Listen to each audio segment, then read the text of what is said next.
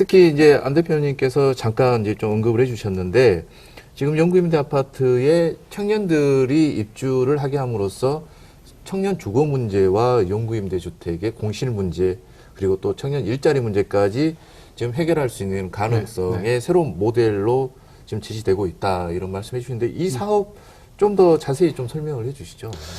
그러니까 제가 처음에 이 일에 고민을 가졌던 것이 작년에 일본의 주거 정책을 책임지고 있는 공무원을 만났는데 네. 그분들이 지금 현재 일본의 가장 큰 주거 정책의 이슈는 공실 문제다고 그러더라고요.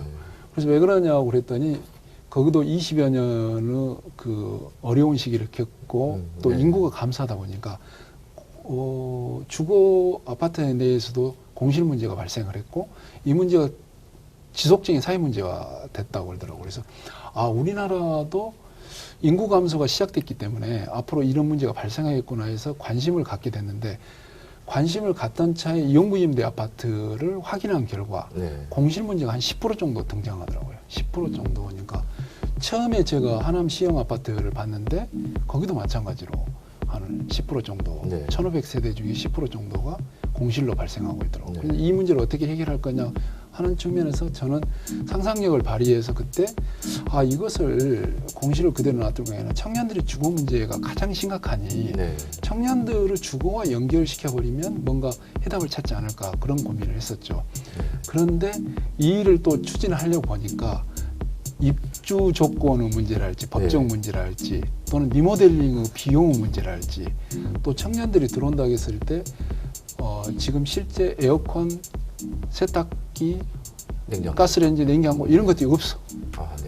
그래서 이제 원룸으로 보자면 전혀 이것을 모델하우스 수준 정도는 만들어줘야 되는데 그게 안 되는데 이걸 어떻게 할 거냐 하는 것들이 어려움이 많았지만 결국은 이 일을 관심 있어 하는 관계 단체와 TF팀이 만들어져서 그 일을 논의하고 서로 머리를 맞대다 보니까 답을 찾기 시작했죠. 결국은 광주시하고 도시공사가 열정을 다해서 관심을 갖고 이 일의 리모델링을 하겠다 하는 것이었고 또 청년들 주거를 받아들이겠다는 것이었고 그다음에 두 번째는 주민들이 과연 청년들을 받아들일 수 있을까. 그런데 청년들을 받아들이는 것 자체를 주민들은 흔쾌히 동의해 주셨고 또 청년들은 이 열악한 주거에 과연 들어오려고 하는 청년들이 있을까? 그게 제일 큰 걱정이었죠. 그런데 이렇게 아파트 공동체랄지 마을 공동체에 관심 있는 청년들이 이게 존재했다는 거죠. 그러다 보니까 이분들이 여기에 들어와서 자기 주거도 해결하면서도 자기가 관심 있는 마을 공동체 활동을 한번 해보고 싶다. 이런 청년들을 발굴하다 보니까 1호점, 2호점이 연결이 됐던 거죠. 그러면서 이분들이 지금 4월부터 들어와서 활동을 하는데 일단 주거 문제만을 해결하겠다고 청년들한테 말씀을 했는데 이 청년들이 한 단계 더 업그레이드를 한 것이 뭐였냐면 자기들이 가지고 있는 재능을 활용해서 지역 주민과 연계하는 거였어요. 그러니까 예를 들자면 한 친구는 태권도를 잘해요.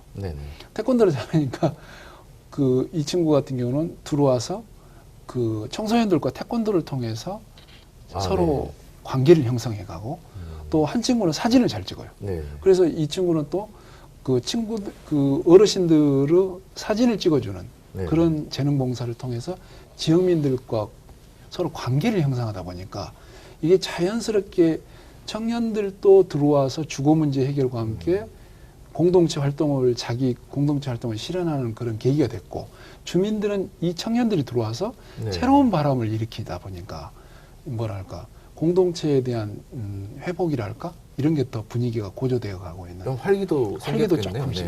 근데 이제 2명 갖고는 안 되니 그래서 이제 저희가 예산을 더 행안부로부터 특교세를 받아가지고 1억 원을 받아가지고 14세대를 더 늘려서 리모델링을 할 수 있는 예산을 확보했고 그래서 8월 말까지 했고 또 여기에 이제 14명의 청년들을 모집을 했는데 저는 모집이 덜 찰 줄 알았어요. 그런데 지금 현재 다 차고 또 예비자까지. 여기에 또 경쟁률이 발생하군요. 그래서 이제 인터뷰를 해서 그 활동에 대한 의지를 확인하고 이분들을 중심으로 해서 가려고 하고 있고 이후 이제 이런 14개 세대 14호점이 개소를 하게 되면 8월 말에 개소하면은 지금 국토부의 도시재생 소규모 재생 사업과 연계를 해서 네. 그 예산도 확보하고 이렇게 해서 좀 올해 한 50세대 정도까지는 시범 운영을 하고 네. 이 시범 운영을 올해 평가해가지고 네. 아 이게 성과가 좋겠다, 좋다는 확대가 평가 되겠군요. 네. 확대가 되고 또 광주만 하더라도 지금 광산구만 네. 지금 영구임대 아파트를 가고 있잖아요. 네네. 그렇기 때문에 이제 북구로 또 확대를 해야 될 것이고 또 광주시 도시공사만 지었던 아파트가 아니라 네. LH도 네네. 마찬가지로 좀 확대를 해야 될 것이고 또 광주만이 이 모델이 될 게 아니라 대전하고 전북이 지금 네. 우리와 광주와 비슷한 공실이 많거든요. 그래서 이걸 좀 더 확대해서 전국적인 어떤 일반화하는 작업까지 좀 해보려고 하는 준비를 하고 있습니다. 요 청년들을 영구임대 아파트에 입주시키는 거는 지금 안 대표님 아이디어인가요? 네, 그 모두 아이디어죠. 그렇습니까? 네. 모두 본부장 김기용 본부장님께서 좋은 말씀해주셨는데요. 네. 구조적이고 제도적인 뒷받침을 해서 네. 이 시범 사업이 조금 더 활성화되고 일반화될 수 있도록 네. 해줘야 되는데 지금 저희가 일단 이런 시범 사업이 시작되다 보니까 청년들의 관심이 끌었고 네네. 또 지역민들의 관심이 이끌어져서 이런 분위기가 좀 잘 연결될 거라고 보고 달라진 것은 주민들은 왜 지금 2세대밖에 안 들어왔는데 청년들이 네네.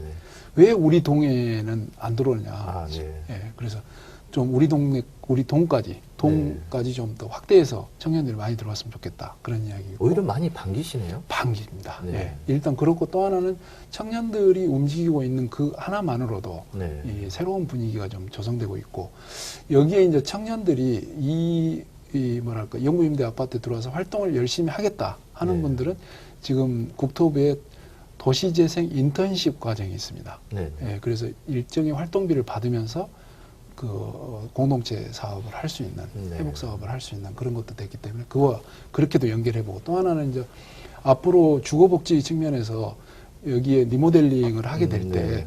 청년들로 구성된 이게 건축학과 출신이랄지 이런 청년들이 새로운 협동조합을 만들어 가지고 이런 그 리모델링 사업에 참여할 수 있도록 네. 그렇게 해서 청년들이 일자리까지도 연결시켜보는 그렇게 지금 장기적 계획을 가지고 추진하고 있습니다. 네. 그런데 이 청년들이 지금 보면 좀 미혼인 청년들이지 않습니까? 네, 네. 나중에 또 결혼하면 가정을 꾸려서 여기에 계속 거주하리라고는 좀 생각이 안 드는데 거기에 대한 대안도 있습니까? 실제 지금 청년 단체에서 일하는 활동하고 있는 청년들은 여기 이 공간을 들어오고 싶어 하죠. 아, 네. 그런데 지금 절제를 한 이유는 뭐냐면 네. 일반 청년들 중에 네. 주거 문제가 정말 더 심각한 청년들이 아, 네. 먼저 들어올 수 있도록 먼저 길을 열어주고 나중에 또 여유가 되면 그 청년단체에서 일하고 있는 청년들은 또 들어오겠다. 그렇게 해서 지금 하고 있기 때문에 사실은 그 청년들까지 네. 순서를 매기자면 더 많은 청년들이 많겠죠. 예. 네네. 그러기도 하고 또 청년들을 위한 그러면 들어온 청년들이 어떻게 활동을 할 것이며 또 지역민과 어떻게 결합하면서 공동체 회복 운동을 같이 할 거냐 그런 일을 더 잘하려고 하니까 지금 아파트 내에 2층 상가가 비었거든요. 아, 네. 예, 그래서 2층 상가를 도시공사와 함께 리모델링을 해서 청년들 커뮤니티 공간, 커뮤니티 센터로 네. 그걸 두어서 청년들이 창업이든 주거복지든 또 여러 가지 다양한 활동을 지원하는 센터로서 역할을 올 가기 전에 또 공사를 하게 될 겁니다. 네.